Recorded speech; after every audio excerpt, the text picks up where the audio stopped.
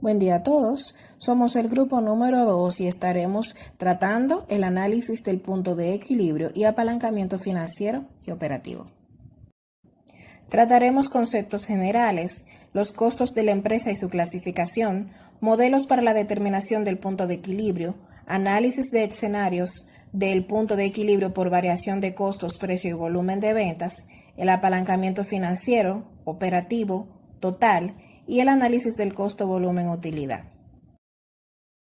También trataremos una breve parte del tema número 6 que habla sobre el control de riesgo en la administración financiera, tocando los subtemas del riesgo no diversificable, las técnicas de medición del riesgo financiero, el intervalo y la varianza. Los participantes expondrán sus respectivos temas en el siguiente orden. Primero Lady, José Luis, Erika, Angel y por último una servidora, María Elizabeth.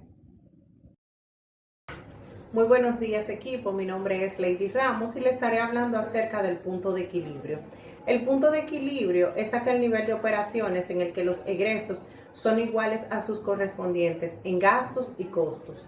También se puede decir que es el volumen mínimo de ventas que debe alcanzarse para lograr obtener las utilidades. El objetivo básico del punto de equilibrio es determinar en qué momento son iguales los ingresos y los gastos.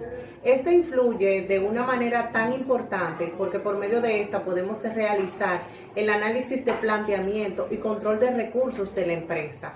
Los puntos determinantes que tiene el punto de equilibrio son el tiempo y la competencia.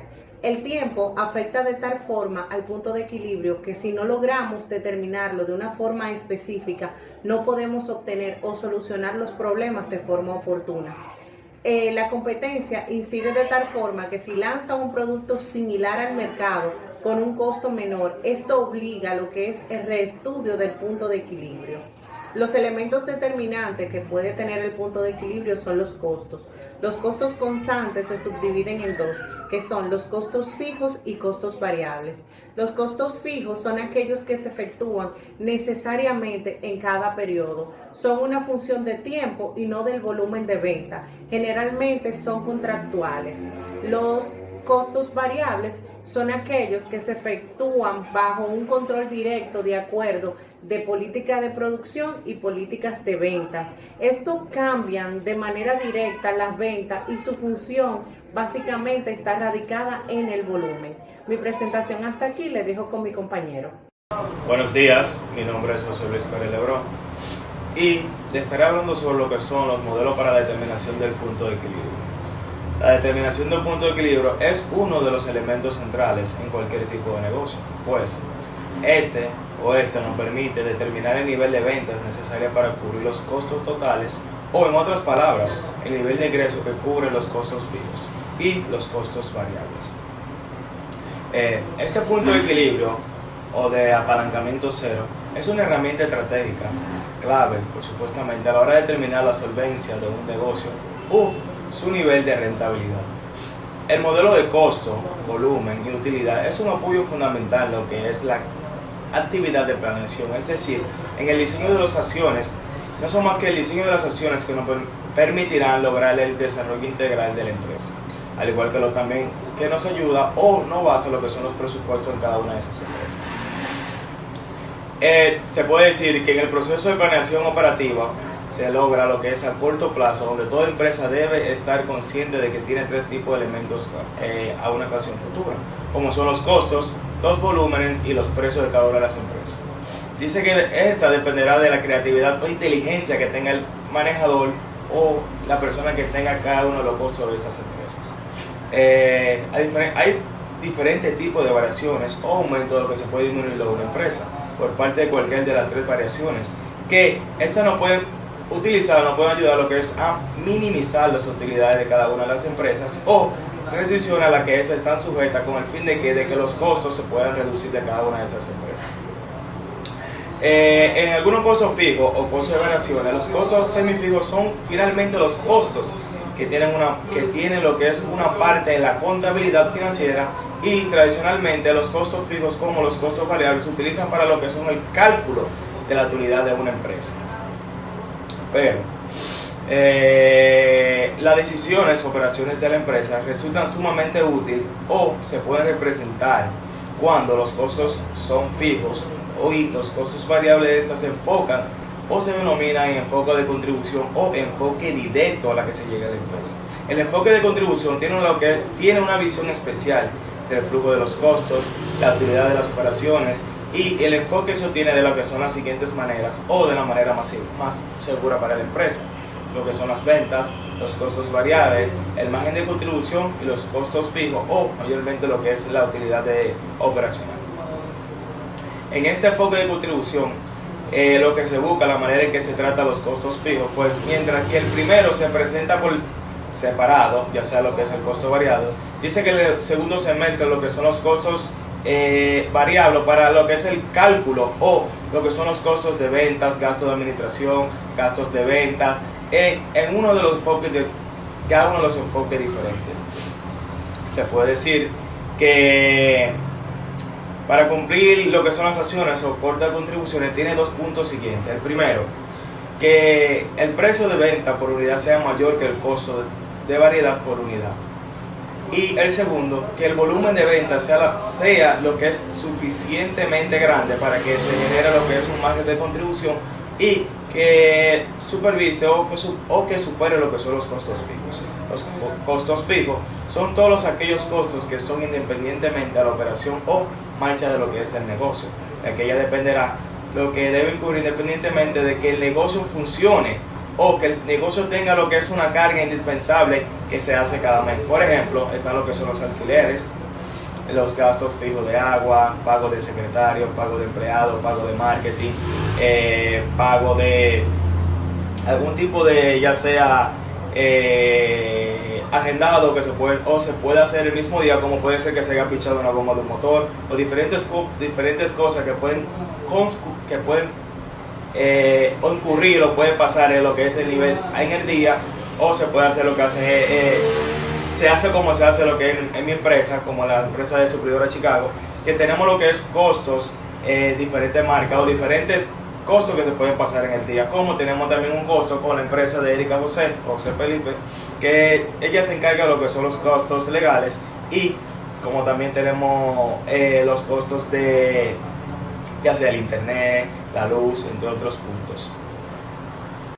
Buenos días, maestra y compañeros. Con ustedes, Erika José, y estaré dándole continuidad a esta exposición tocando el tema del apalancamiento financiero y el apalancamiento operativo, destacando que en el mundo financiero empresarial se llama apalancamiento a la estrategia que se utiliza para aumentar las utilidades, buscando superar las utilidades percibidas por un capital propio. Esa interesante estrategia financiera se encuentra asociada con la forma de financiarse y de gastar. Un ejemplo simple es lo que vemos ocurrir en la física, donde una palanca sirve para lograr con mayor facilidad lo que de otro modo implicaría un esfuerzo mayor. Ya adentrándonos más al campo financiero, podemos decir que se consigue lograr con mayor facilidad la obtención de mayores utilidades o potenciar las utilidades. Es por esto que el apalancamiento se puede dividir de las dos siguientes maneras, que son apalancamiento operativo y apalancamiento financiero. Vamos a definir el apalancamiento operativo. O primario, es aquella estrategia dinámica que permite convertir costos variables en costos fijos, de tal modo que a mayores rangos de producción, menor sea el costo por unidad que se logre producir. Este surge por los costos o por los costes fijos que la empresa ya ha de soportar incluso antes de comenzar a producir. Vamos a suponer que una empresa produce pantalones y para su fabricación emplea mucha mano de obra, y esto constituye un costo variable. Para una mayor producción de pantalones serían necesarios más trabajadores, evidentemente, pero la empresa puede comprar maquinaria y automatizar el proceso de producción, con lo cual reduciría la mano de obra. Esto cambiaría el costo variable por un costo fijo, reduciendo el primero y elevando el segundo. El incremento del costo fijo se dará por la inversión de automatizar el proceso vía depreciación o desgaste de la maquinaria comprada. El costo unitario de producir cada par de pantalones será menor, con lo cual se habrá ganado más eficiencia. De la misma manera, que en el riesgo económico se mide a través del apalancamiento operativo, el riesgo financiero se analiza mediante el apalancamiento financiero. Este aparece en la segunda parte de la cuenta de resultados como consecuencia también de la existencia de unos costes fijos, pero en este caso motivados por los recursos financieros, de ahí su nombre, apalancamiento financiero. Ya en palabras más técnicas, el apalancamiento financiero o secundario se define como la estrategia que permite a la empresa el uso de la deuda con un tercero, es decir, que no se deben utilizar recursos propios de la empresa que accedan a capitales externos para aumentar la producción de manera que se pueda lograr una rentabilidad mayor. Al incorporar fondos ajenos en una operación puede hacer variar la rentabilidad financiera de la empresa. Esto sucede debido a que la deuda genera intereses que se incorporan a los resultados de la empresa. Como resultado, el apalancamiento financiero viene a ser el efecto que produce el endeudamiento en la rentabilidad financiera. Este efecto puede llegar a ser positivo cuando la rentabilidad financiera aumenta o negativo cuando la rentabilidad financiera disminuye. También puede llegar a ser neutro cuando se queda inalterado. Siempre que el apalancamiento financiero sea positivo, la deuda es beneficiosa para la empresa, ya que el apalancamiento financiero solo informa de si el uso de la deuda hace elevar la rentabilidad financiera. La deuda será beneficiosa para la rentabilidad cuando el coste de la misma sea inferior al rendimiento del activo, pero para ello no debemos olvidar el factor riesgo. Gracias.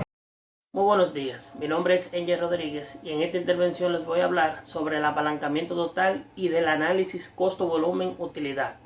Para hablar del apalancamiento total es necesario saber que este indicador de costo nace de la combinación del apalancamiento operativo y del apalancamiento financiero.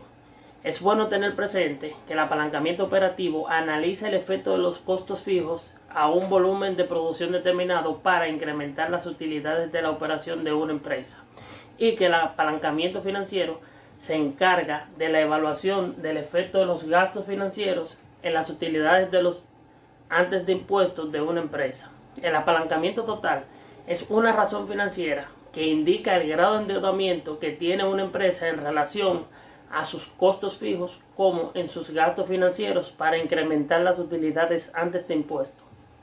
Cabe destacar que una empresa logra aumentar sus utilidades antes de impuestos a través de los costos y gastos fijos cuando logra producir una mayor cantidad de unidades al volumen de producción acostumbrado. Esto se debe a que los costos y gastos fijos no se elevan ante un incremento de la producción. De esta manera logran que la empresa obtenga buenas utilidades y que éstas se queden en la misma. En cambio, los costos y gastos variables, estos incrementan al mismo nivel de aumento de la producción por lo que las utilidades no se quedan en la propia empresa. Por lo tanto, debemos tener en cuenta que los gastos financieros representan desembolsos fijos porque no varían en función de los niveles de la producción. Para determinar el cálculo de este indicador de costos tenemos que el apalancamiento total es igual al margen de contribución dividido sobre las utilidades antes de impuestos. El análisis costo-volumen-utilidad es el examen de las relaciones entre precios de venta, ventas y volumen de producción, costos, gastos y utilidades. Este análisis es útil para tomar decisiones administrativas, dentro de las cuales están analizar el efecto sobre las utilidades de cambiar los precios de venta, analizar el efecto sobre las utilidades de cambiar los costos, analizar los efectos sobre las utilidades de cambiar el volumen, establecer los precios de venta, seleccionar la mezcla de productos para vender y elegir entre estrategias de marketing. El margen de contribución es el exceso de ventas sobre los costos variables, donde el margen de contribución es igual a las ventas menos los costos variables. El margen de contribución también se puede expresar como un porcentaje. La razón de margen de contribución, que en ocasiones se llama razón volumen-utilidad, indica el porcentaje de cada dólar de venta disponible para cubrir los costos fijos y proporcionar la utilidad de operación.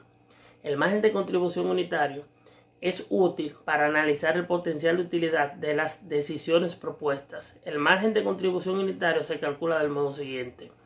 Margen de contribución unitario es igual a precio de venta por unidad menos costos variables por unidad. El margen de contribución unitario es más útil cuando el aumento o la disminución en el volumen de las ventas se miden en unidades de ventas, es decir, en cantidades. Buenos días, maestra y maestrantes. Mi nombre es María Elizabeth Berroa y el día de hoy les voy a compartir algunos conceptos de interés sobre el tema del control de riesgo en la administración financiera. Comencemos con los conceptos de los riesgos diversificables y no diversificables. Los riesgos diversificables son aquellos sobre cual la empresa o el gerente financiero tiene cierto control y podría con la debida gestión mitigarlos para poder lograr los objetivos de la empresa sin tener ningún perjuicio. Sin embargo, los no diversificables son todo lo contrario, son lo opuesto. Son aquellos riesgos en los que la empresa o el gerente financiero no tiene control y por ende no puede establecer cuáles serían las consecuencias del mismo. Un ejemplo de estos sería el surgimiento de un nuevo competidor en el mercado que abarque parte de la clientela. Son cosas que una empresa en particular no puede manejar. Sin embargo, para los riesgos diversificables existen técnicas del uso de ellas que pueden ayudar a la empresa al logro de los objetivos. Por ejemplo, como cuando se invierten en diferentes tipos de acciones para no caer en el riesgo financiero, o cuando se usan ciertas herramientas como las distribuciones de probabilidad para poder establecer el riesgo individual y poder tomar las decisiones adecuadas para la empresa y que así el riesgo sea mitigado o anulado. Los intervalos están determinados por números llamados extremos y son considerados como un espacio o distancia entre un lugar u otro, mientras que la varianza es una medida de dispersión que representa la variabilidad de una serie de datos a su medida.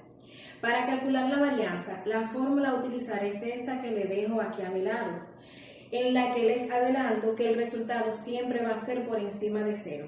¿Por qué? Porque esta es una unidad de medida que corresponde a lo que